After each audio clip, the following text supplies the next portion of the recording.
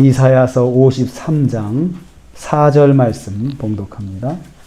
이사야서 53장 4절 말씀입니다. 같이 봉독합니다.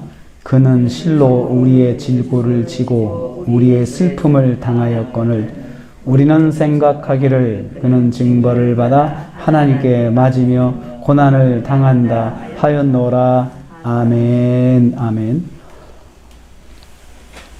오늘 말씀은 십자가의 길, 주님이 가신 십자가의 길 네 번째 시간입니다. 오해받는 삶에 대해서 묵상합니다. 십자가의 길은 오해를 받는 길이다. 오해도 받는 길이다. 라는 것입니다. 어제 말씀에서 우리는 십자가의 길은 슬픔의 고통을 안고 사는 것이라 묵상하였습니다. 그런데 오늘 말씀에 의하면 이 슬픔이 우리가 당해야 하는 슬픔이라고 했습니다. 우리의 슬픔을 당하였거늘 예수님께서 우리의 슬픔을 당하였다는 거죠. 우리도 이런 슬픔을 당하게 되는데 이 슬픔을 주님께서 함께 짊어져 주신다는 뜻입니다. 그러므로 주님께서 당하시는 슬픔은 사람들의 배신과 외면에서 받으신 슬픔에 더해서 우리가 당할 슬픔까지 짊어지시는 슬픔을 더하셨다라고 볼 수가 있습니다. 우리가 믿음 생활 때문에 슬픔을 경험하게 될 때 주님께서 이 슬픔을 아시고 우리의 슬픔을 넘겨받으신다는 뜻입니다. 우리가 우리의 슬픔을 주님께 올려드려도 된다는 뜻입니다. 이것은 주님이 원하시는 것이기 때문입니다. 그래서 우리는 다음과 같이 기도할 수 있습니다. 주님, 제 슬픔을 받아주세요.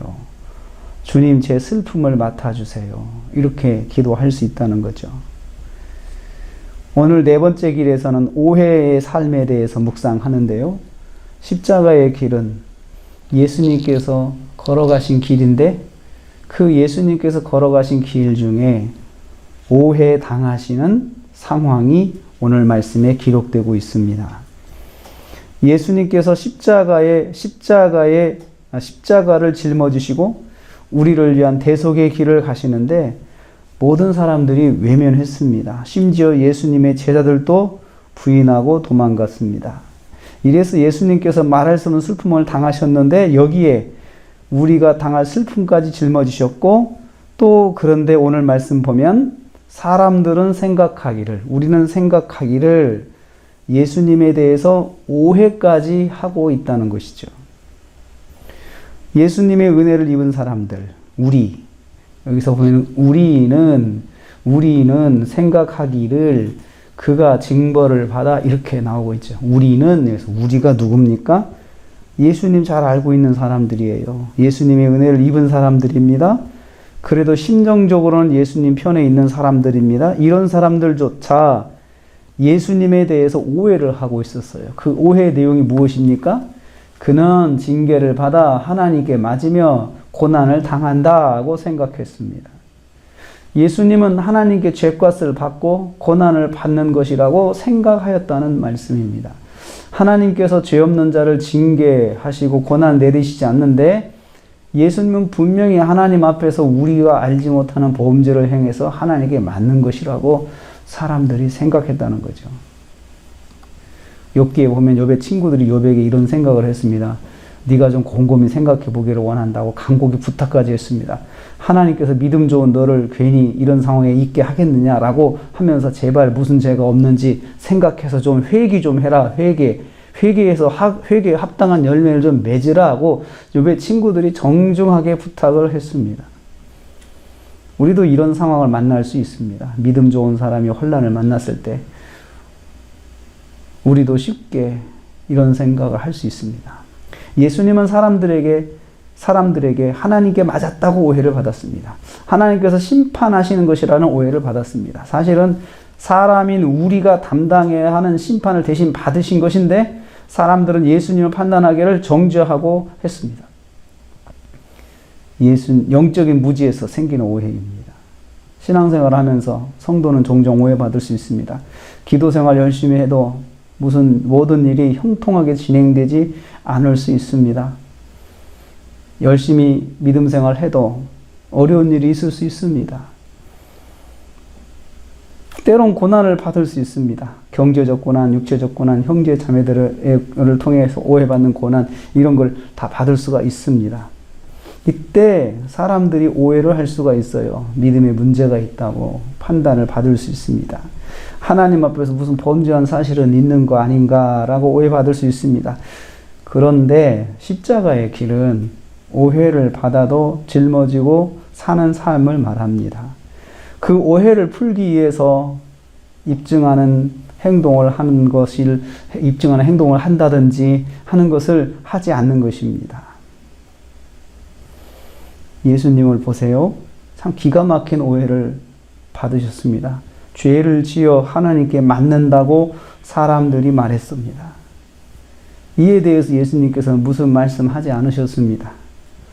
둘째 날 묵상한 바와 같이 침묵하셨습니다. 묵묵히 받으셨습니다. 혹시 믿음 때문에 오해를 받고 있습니까? 스스로를 돌아보는 시간을 가져보십시오. 그러나 자책은 하지 마십시오. 하나님 앞에서 자신을 돌아본 후에 오해하는 사람들 정말 불쌍히 여기시고 위에서 기도해 주십시오. 예수님께서 그렇게 하셨습니다. 주님, 저들을 용서해 주십시오. 이렇게 말씀하셨습니다. 그들을 향한 하나님의 사랑을 놓지 마십시오. 계속해서 그들을 품고 섬기십시오. 예수님께서 너무나 속상하셔도 십자가의 길을 포기하지 않으신 것처럼 우리도 십자가의 길을 포기하지 맙시다. 오해를 받아도 또 내가 누구를 그렇게 함부로 오해하지 맙시다. 저 사람 그런 거 아니야 라고 속으로라도 그렇게 생각하면 안 됩니다. 이것은 판단입니다. 정죄입니다. 그냥 생각을 멈춰야 합니다. 예수님께서 오늘 그는 징벌을 받아 하나님께 맞으며 고난을 당한다, 이런 오해를 받으면서까지 십자가의 길을 가신 것처럼 우리도 믿음 생활하면서 우리가 믿음 때문에 받는 오해가 있다면 그거 속상하지만 그냥 품고 달려가시는 저와 여러분 되시기를 주님의 이름으로 축복합니다. 하나님 감사합니다. 십자가의 길은 오해받는 삶도 있다고 말씀하셨습니다. 믿음 때문에 오해를 받을 수 있는데 잘 일이 되지 않아서 저 사람 기도 안 하는 거 아니야, 저 사람 뭔가 문제가 있는 거 아니야, 하나님께 범죄한 거 아니야, 이렇게 오해받고 판단받는 삶도 있다고 말씀해 주셨습니다. 예수님께서 그렇게 받으셨습니다. 그래도 묵묵히 십자가를 짊어지고 하신 것처럼 우리도 오해를 받아도 묵묵히 주님의 길을, 믿음의 길을 달려가는 저희들 되게 하여 주옵소서. 귀한 예물을 주님께 드립니다. 사랑하는 자녀를 위해서 기도하며 예물을 드리는 예물을 받으시고 자녀를 위한 기도의 제목이 응답되도록 주님께서 역사하여 주시옵소서. 오늘 하루의 삶을 주님께 의지합니다. 주님, 저희를 붙잡아 주시고 십자가의 길, 고난의 길 다시 한번 생각하며 주님을 더욱더 붙잡고 의지하는 저희들 되게 하여 주옵소서. 예수님의 이름으로 기도하옵나이다. 아멘.